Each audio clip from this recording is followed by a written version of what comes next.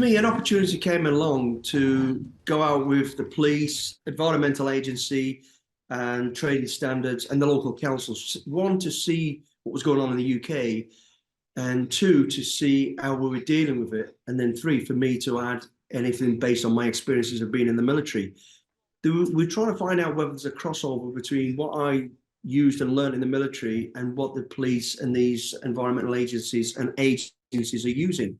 And it really was a great opportunity, and it highlighted a number of things from me right from the start. So the reason to go there was for that, firstly, to see if I had something to offer, see what they were doing, and see what the crossover was with the military.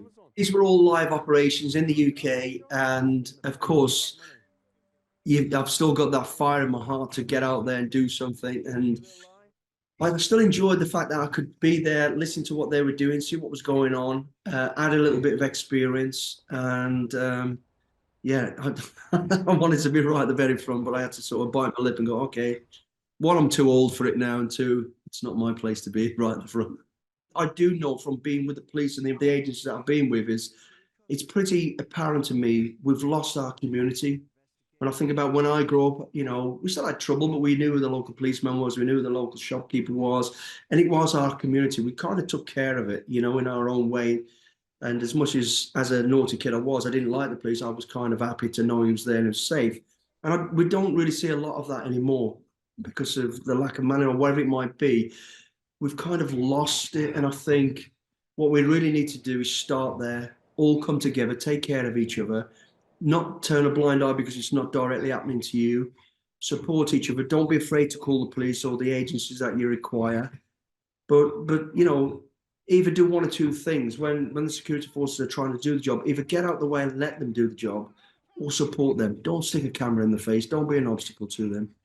Let them get on and do it. And all come together and flush out the problems that we have in our communities as a team, and then let the rest above that, it'll sort itself out in time. I'm constantly aware of the situation with the kids and the environment and all that sort of stuff.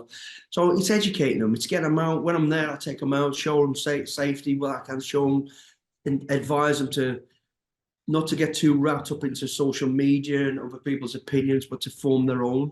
But give them the experience of, look, this belongs to you. Put your phones down. Put your laptops down. Out in the woods, out in the forest, out in the parks, playing with kids, interacting, and building that community, but making sure that they're safe.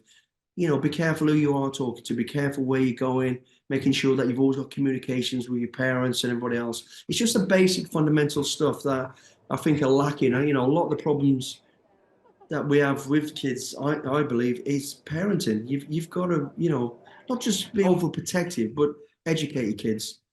I remember growing up, I gravitated towards old people because I knew they had the experience of life. It's the same tapestry. It goes through that circle of inner relationship, outer relationship. It got money, not got money, good times, bad times.